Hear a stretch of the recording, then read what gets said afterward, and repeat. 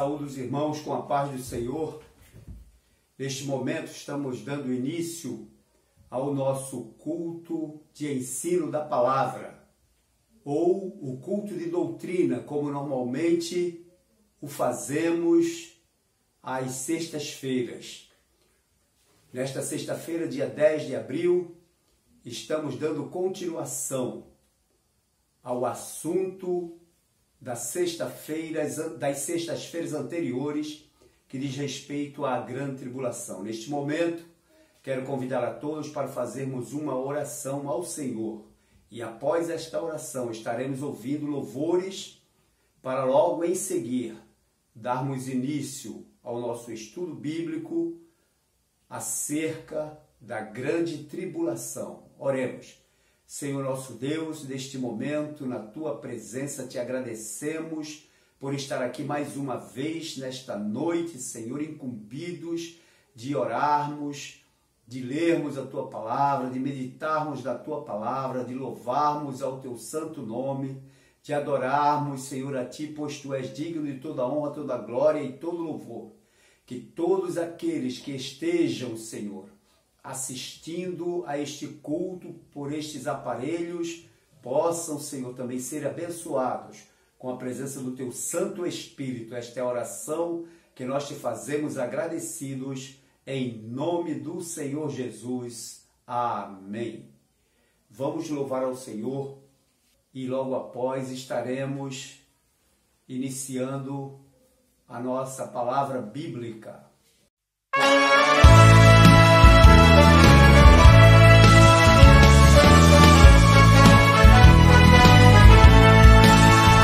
Quando lá do céu descendo para os seus Jesus voltar, e o clarim de Deus a todos proclamar, e chegou o grande dia do triunfar do meu Rei, eu por sua imensa graça lá estarei.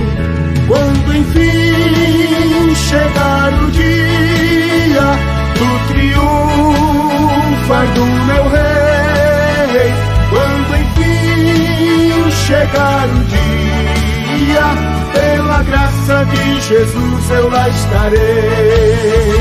Nesse dia, quando os mortos hão de a voz de Cristo ouvir, e dos seus sepulcros hão de ressurgir, os remidos reunidos logo aclamarão seu Rei, e por sua imensa graça lá estarei.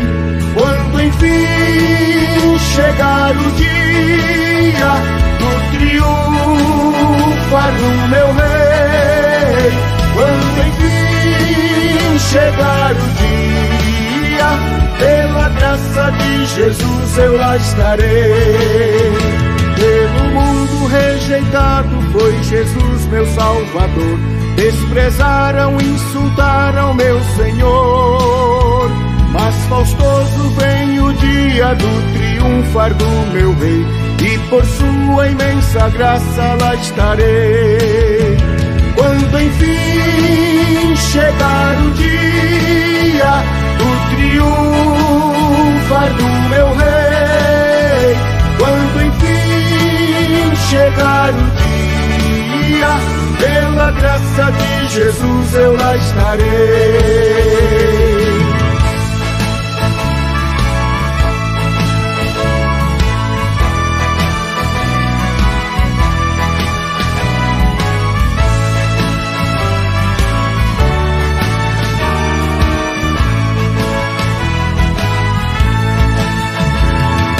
Mesmo nada tenho em que possa confiar, mas Jesus morreu na cruz pra me salvar. Tão somente nele espero, sim, e sempre esperarei, pois por sua imensa graça lá estarei. Quando enfim chegar o dia do triunfar do meu Rei, quando enfim chegar o dia, pela graça de Jesus eu lá estarei.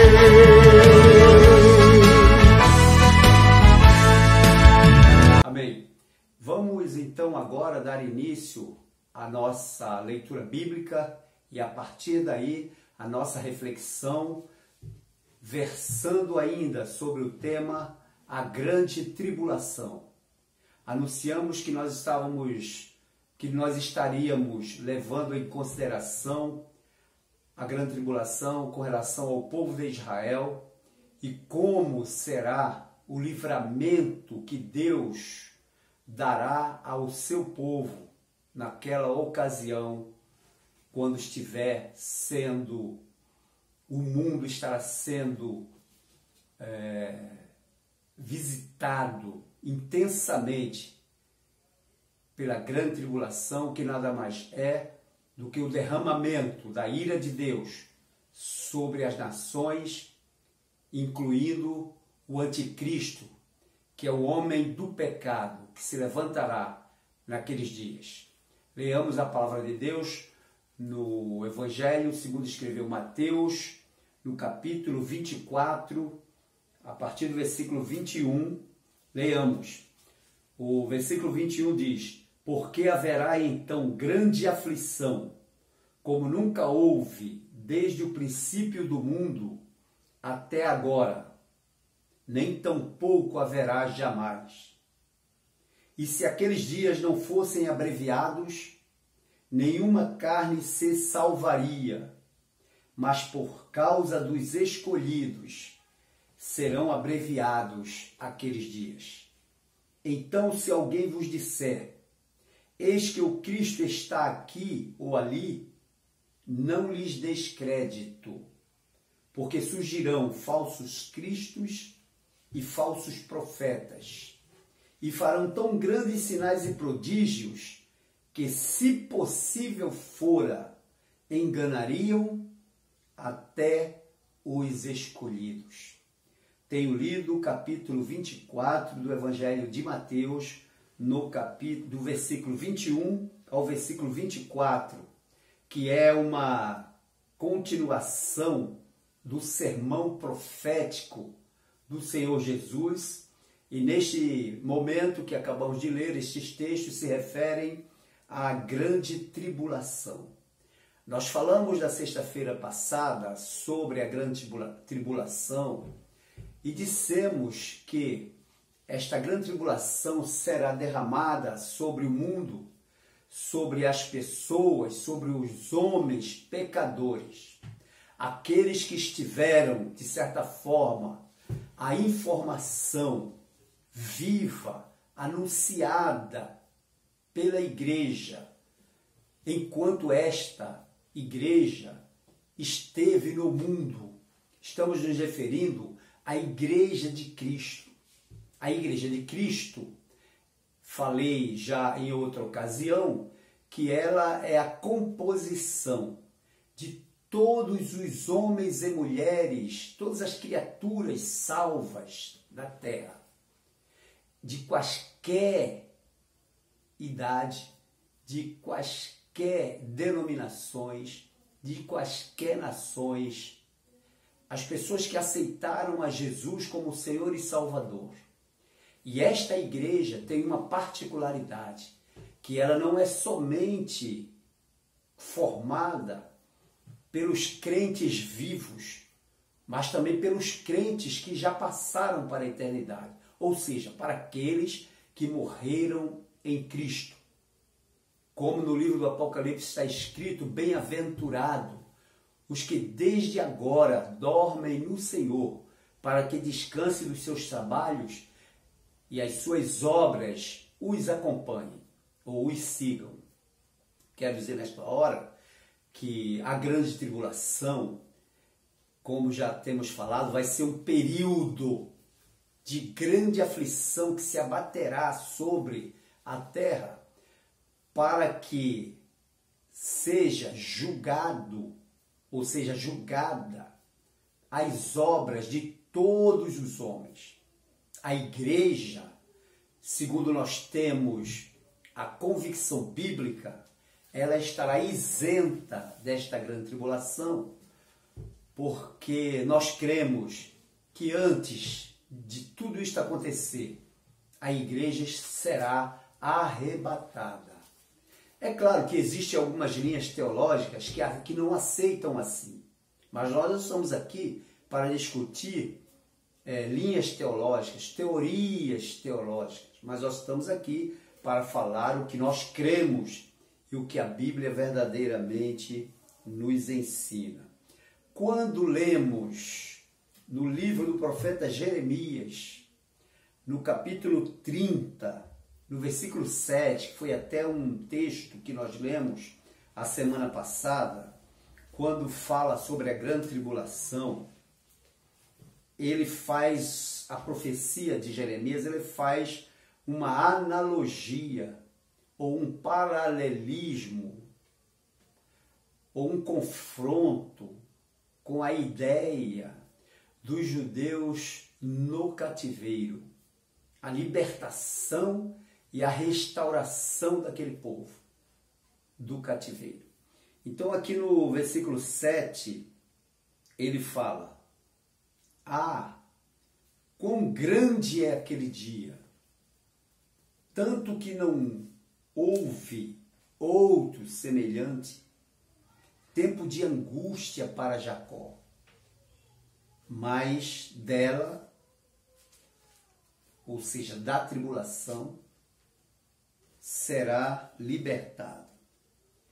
Meus irmãos, estamos nos referindo aqui, neste texto, que em meio à grande tribulação se dará também praticamente o ápice da restauração de Israel, como declaram os versículos anteriores a este versículo 7, nós sabemos que Israel, ele terá uma grande surpresa, porque no início da grande tribulação, quando a igreja for arrebatada, porque a única coisa que detém ainda a manifestação visível e plena do anticristo para governar o mundo, porque o mundo terá um governo único.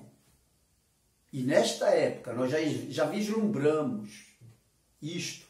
As pessoas que estudam a Bíblia, os teólogos, os crentes que leem a Bíblia, já vislumbram esse grande acontecimento que vai se dar. Um homem vai se levantar para governar o mundo. Nós dizemos que é o anticristo, porque ele vem parecendo com Cristo. No capítulo 6 do livro do Apocalipse que lemos, ele vem parecendo com Cristo. A Bíblia diz que é um cavalo branco, que vem com aquele cavaleiro, que tem um arco, e é-lhe dada uma coroa.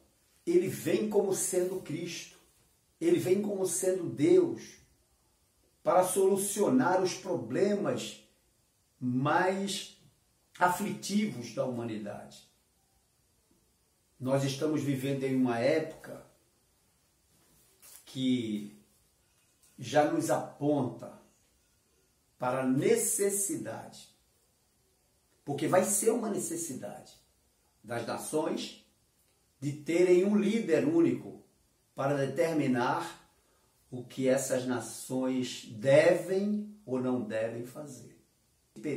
Esse período só terá início quando a igreja for arrebatada, porque é a igreja que o detém.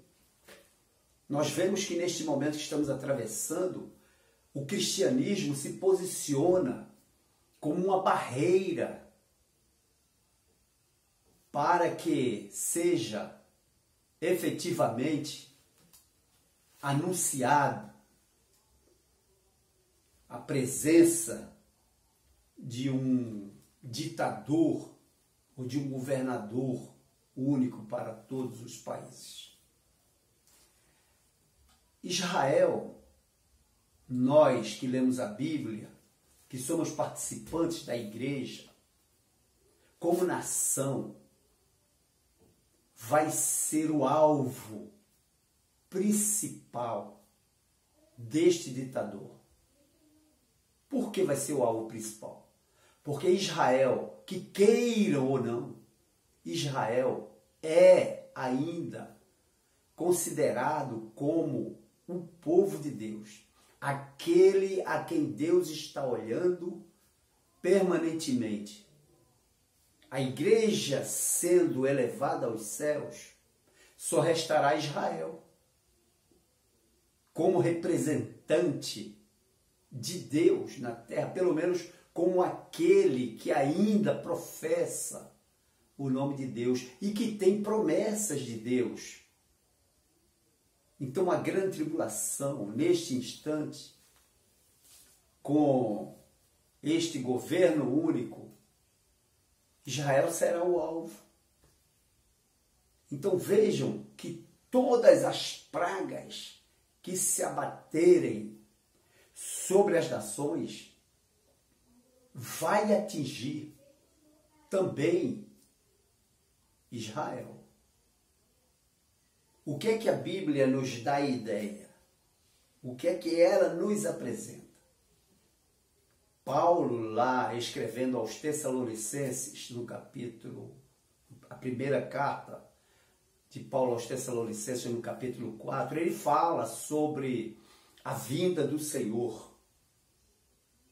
E ele diz, porque o mesmo Senhor descerá do céu, com alarido, com voz de arcanjo e com trombeta de Deus, e os que morreram em Cristo ressuscitarão primeiro, e depois nós, os que ficarmos vivos, seremos transformados para junto com eles irmos ao encontro do Senhor nos ares. E aí estaremos para sempre com o Senhor. Ele confirma isso. Inclusive lá em Coríntios também ele fala sobre esta realidade. Então dá a entender. E aí os teólogos também aceitam essa ideia de que a vinda de Jesus, a segunda vinda de Jesus, ela se dá em duas fases. A primeira fase, o arrebatamento da igreja, e a seguir, Jesus vem para estabelecer o reino na terra. Só que para ele estabelecer esse reino na terra, ele vai enfrentar os poderes que estão constituídos na terra através do anticristo. Satanás estará congregando as forças do mal na pessoa do anticristo. E o Senhor Jesus descerá para combater esse anticristo, para combater essas forças do mal, que são exércitos poderosíssimos, exércitos que serão conclamados para estarem ao lado destas forças malignas, para combater o Senhor Jesus com os seus santos. Nós temos aí, então, o momento em que a grande tribulação terá o seu fim. Mas antes deste fim, existem as taças da ira de Deus que serão derramadas sobre a terra. Deus permitirá catástrofes violentas, Deus permitirá coisas horríveis acontecendo sobre a terra, para que os homens ímpios paguem pelos seus pecados, pela sua idolatria, pelas suas blasfêmias, com as quais blasfemaram contra Deus. Mas isto tudo é no tempo determinado. Deus não tem pressa.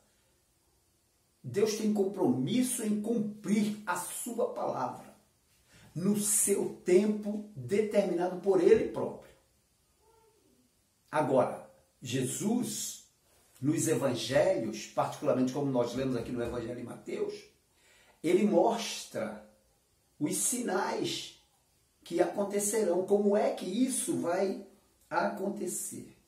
Inicialmente, nós falamos sobre, nas sextas-feiras anteriores, que é o desenvolvimento do plano eterno de Deus e que foi revelado a Daniel, como nós vimos lá no capítulo 9 de Daniel, a partir do capítulo 9, quando ele começa a falar sobre, quando Deus revela a Daniel, sobre a situação do seu povo Israel, e mostra para ele, inclusive, que todo esse desfecho desse plano com relação a Israel duraria 490 anos. Portanto, ele fala sobre as 70 semanas, as 70 semanas proféticas. E nós falamos aqui. E estas 70 semanas, falamos no estudo anterior, que elas seriam, elas não seriam cumpridas completamente, numa sequência até terminar os 490 anos, não. Ela primeiro teve uma semana de anos, que são 7 anos, depois mais 62 semanas, e fica faltando uma semana. Esta semana, que são 7 anos, é exatamente que corresponde à grande tribulação.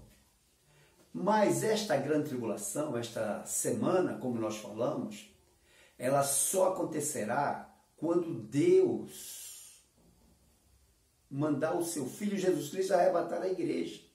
Porque aí se cumpre o que lá em Daniel está escrito, o tempo dos gentios. E Jesus falou também, tempo dos gentios. O que é tempo dos gentios? O surgimento de Jesus encerra a segunda fase de cumprimento das 70 semanas, porque abre-se um parêntese nessa contagem, surge Jesus, cumpre o seu ministério e depois morre e é tirado. Quando ele é tirado, ou seja, quando ele ascende aos céus, dá continuação o seu ministério, os seus apóstolos dão continuação a esse ministério eclesiástico. E nós agora vivemos ainda neste parênteses que foi aberto para que se cumpra a palavra de Deus com relação à oportunidade aberta para todos que quiserem esta salvação, esta restauração a Deus.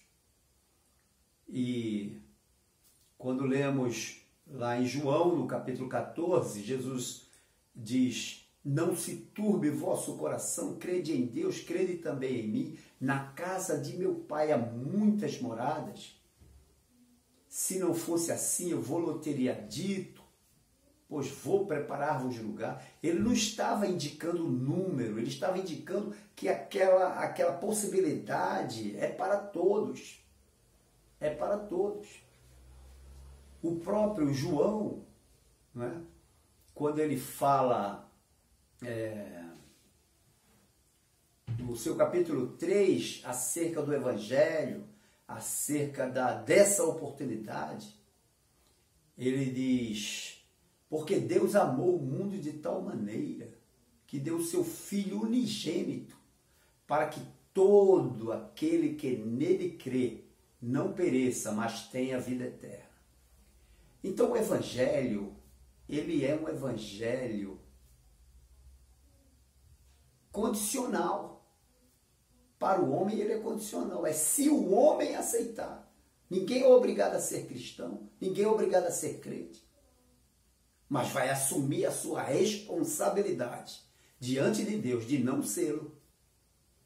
E aí, a grande tribulação, como nós estamos falando, quando a igreja for arrebatada, este parêntese que foi aberto, ele se fecha e começa novamente a contagem das 70 semanas, neste caso, faltando apenas uma semana, que é uma semana profética, que são 7 anos.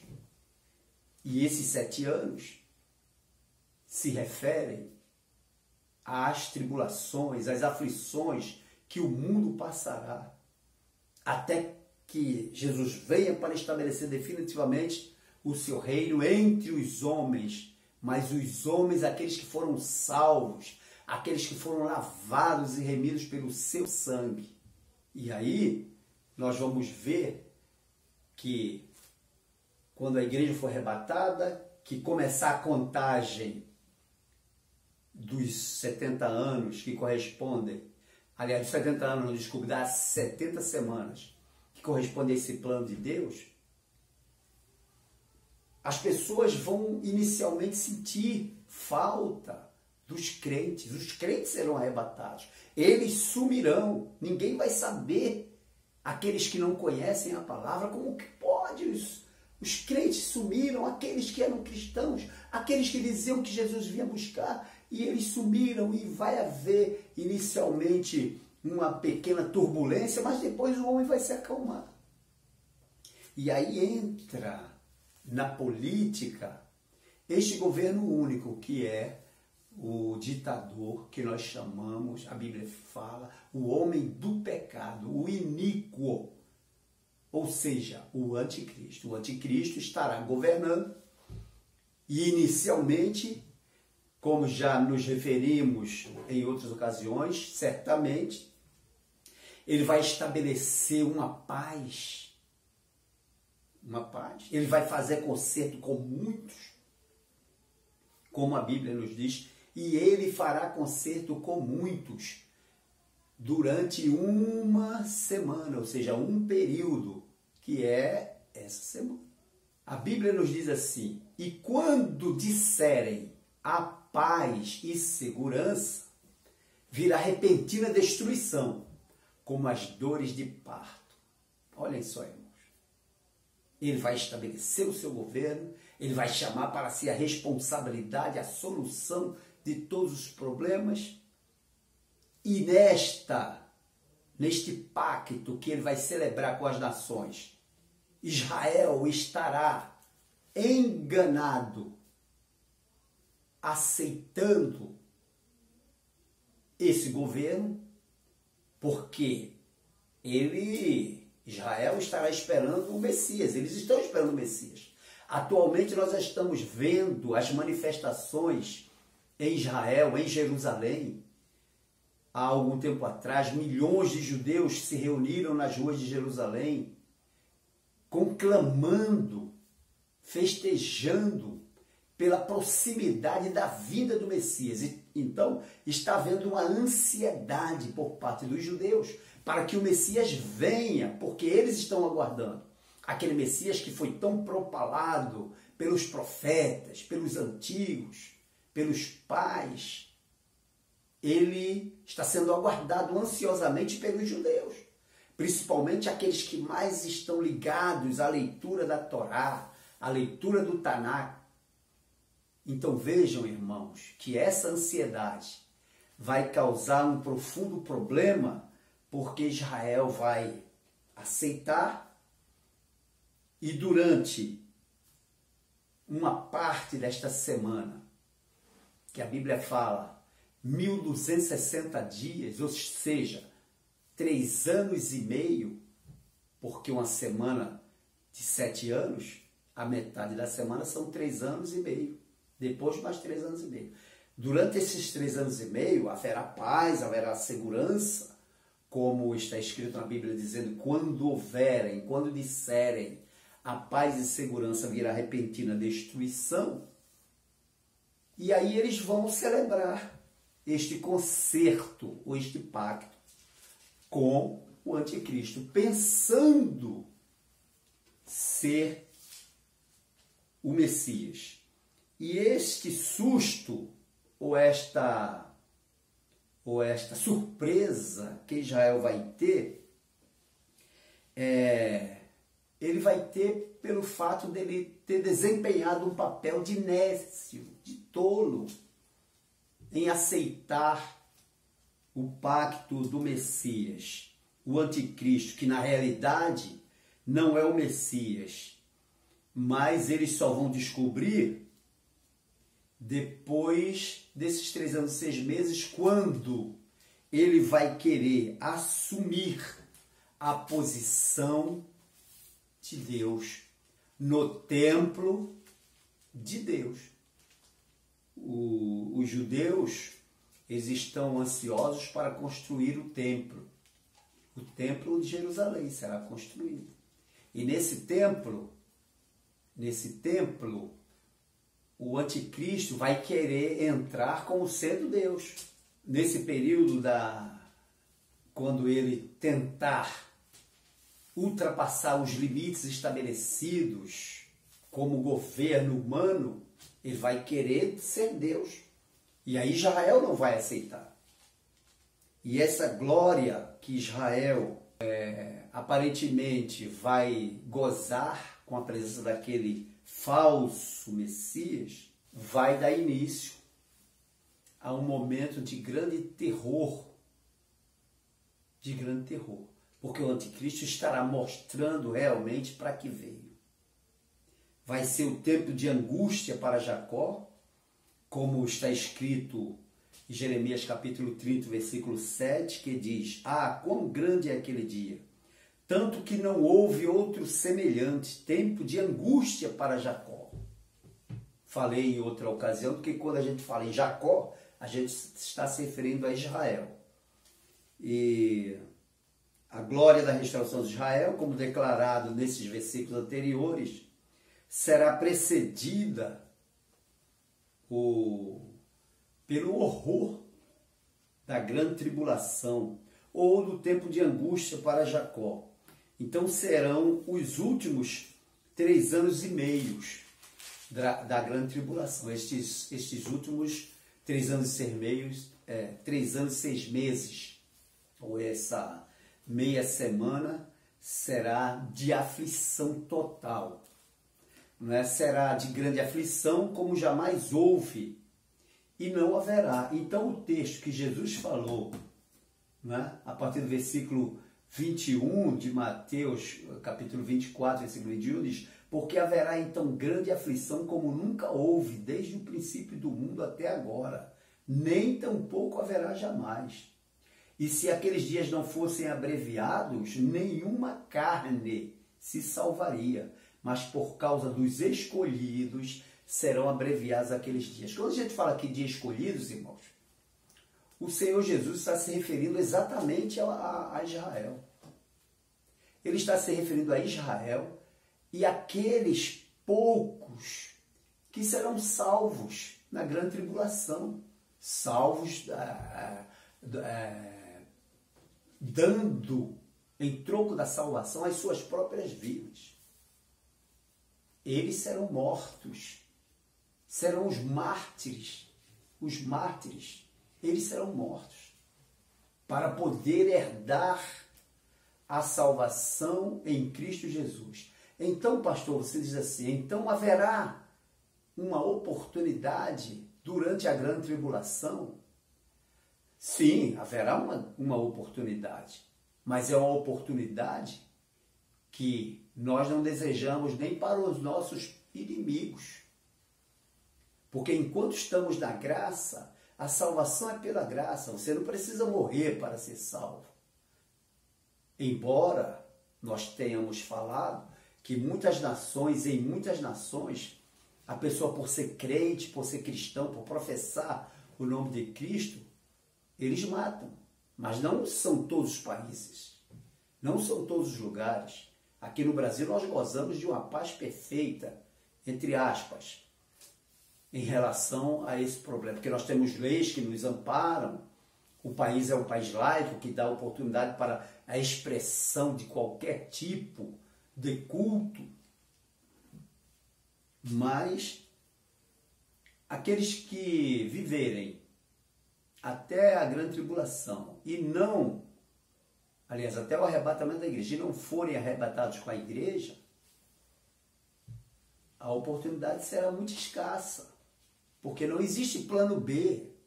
Deus não tem plano B. Igreja é igreja, Israel é Israel. Aqueles que ficarem só serão salvos com a entrega de suas próprias vidas, porque o anticristo, ele não vai perdoar. Ele não vai perdoar. Essa é a palavra bíblica, quando Jesus diz assim, olha, mas por causa dos escolhidos serão abreviados aqueles dias. Ele está se referindo a Israel e aos poucos que estarão selando a sua fé com as suas vidas. E depois ele diz, então se alguém vos disser, eis que o Cristo está aqui ou ali, não lhe descrédito. Ele está dizendo, olha, porque muitos falsos cristos e falsos profetas surgirão e farão grandes sinais e prodígios, que se possível fora, enganaria aos escolhidos. Quando ele vê, se possível, é uma condição, não é possível enganar o escolhido. O escolhido de Deus, ele nunca é enganado, ele sabe, porque ele tem o Espírito Santo está com ele, está dentro dele, nós somos templo do Espírito Santo e, portanto, o Espírito Santo nos alerta acerca das coisas e nos apontam aonde está a verdade. Se você ainda não tem essa experiência com Cristo, abra o seu olho e o seu coração e a sua mente, deixe penetrar no seu coração, na sua vida, este Jesus Cristo, que é aquele que, segundo Paulo, nos livra da ira vindoura ou da ira futura. É Ele que vai nos livrar da grande tribulação, porque nós seremos arrebatados. Isto não é brincadeira. Isto é um assunto de vida ou morte. Por isso que Ele está nos permitindo esses dias, comprovando a veracidade da sua palavra. E aqui, os judeus estarão sofrendo a grande tribulação, juntamente com as demais nações. É lógico que muitas nações se aliarão, continuarão fiéis ao anticristo. E essa fidelidade, a custo de exigências tremendas. Mas Israel não vai aceitar. Ele se intitula Deus. E aí, nesse momento, no final desta segunda fase dos 3 anos e 6 meses, as nações estarão sendo arregimentadas sob o comando do anticristo para uma guerra que nós conhecemos e a Bíblia fala Armagedon. Armagedon. A palavra Armagedon é de origem hebraica, que significa monte de Megido. É um monte que tem numa região, tem uma planície, tem um monte chamado Megido. Então, Ar, montanha ou monte. Magedon vem de origem hebraica, Megido. E é uma planície muito extensa nessa região, onde serão congregados todos os exércitos do inimigo para combaterem contra o Senhor e os seus santos. Porque nós estaremos descendo, os anjos e os santos.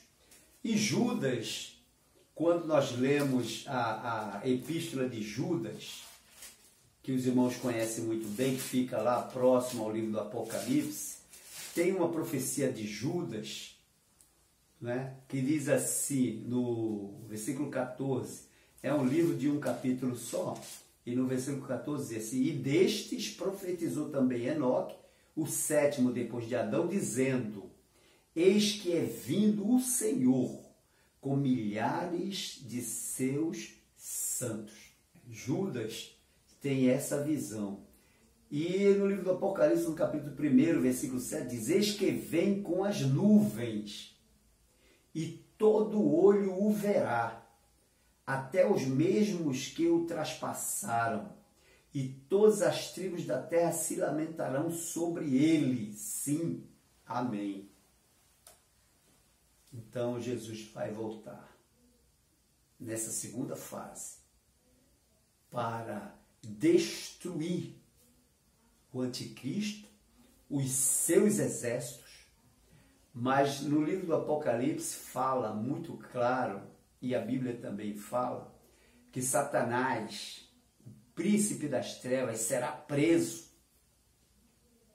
Ele vai ser preso, e depois que ele for preso, Jesus descerá para combater contra o anticristo. Aqui no capítulo 20 fala: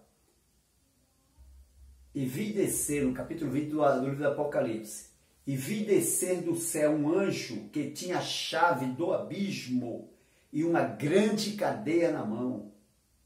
Ele prendeu o dragão, a antiga serpente que é o diabo e Satanás, e amarrou-o por 1000 anos, e lançou-o no abismo, e ali encerrou e pôs selo sobre ele, para que mais não engane as nações, até que os 1000 anos se acabem.